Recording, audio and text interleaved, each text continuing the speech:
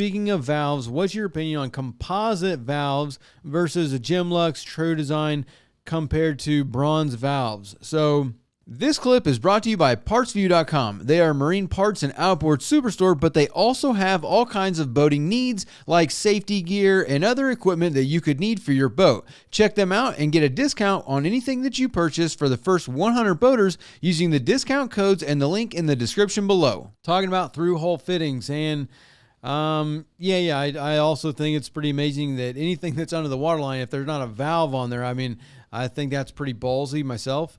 But also, as far as the bronze versus, the composite or anything like that, like, if you got a plastic through-hole fitting valve, the bronze is going to be way more expensive than the composite or the plastic.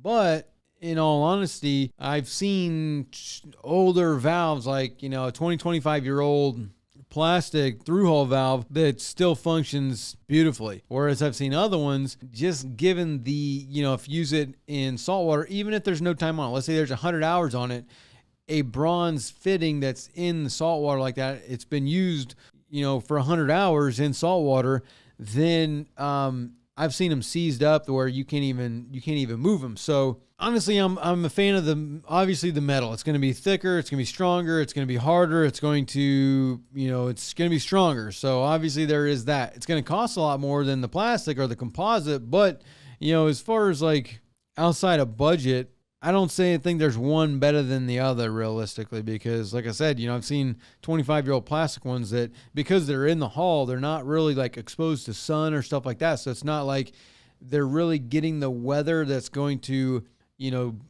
damage them. Like they're not going to get brittle and break as long as they weren't sun exposed.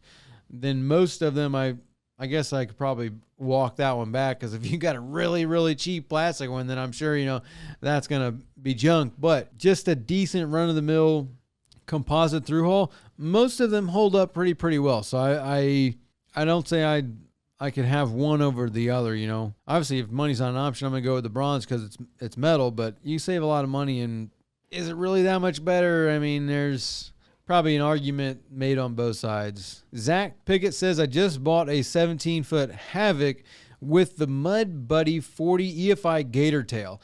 Haven't heard you talk about them at all. Service drive engine, maybe that's what it's called. Yeah, they're called mud motors or surface drives. What's your opinion? Should I swap it out for a Merc 90 or 115 eventually? I don't really talk about that kind of stuff because I don't have a lot of experience with it. And also it's a very, very niche specific item. So like the mud motor, even though, I know they call it a mud motor, and realistically it's more an engine, but anything that runs on gas is really an engine. As far as it being, it's a specific use. Like it's being used to go into a marsh, into a swamp. You're hunting, ducks or whatever it may be, hogs, whatever's out in the marsh. Like there's places that an outboard's not going to get you there. Even, obviously the lower unit's going to, be the factor there, but like they're made to get you into mud. Like it's like an airboat. You're using an airboat to get on land and on the water, like in marshes, in grassy areas. Like an outboard is not going to get you there. It's going to, one, have pickups where it's going to overheat because it's going to be picking up a bunch of mud and grass. It's not going to work. And then two, you don't have the depth. You're going to get the boat stuck and it's not going to work right. So if you're using it for that purpose, like if you're going duck hunting, you're going in the marsh, you're going out into these areas, then you need the mud drive. You need the service drive. You need the mud motor.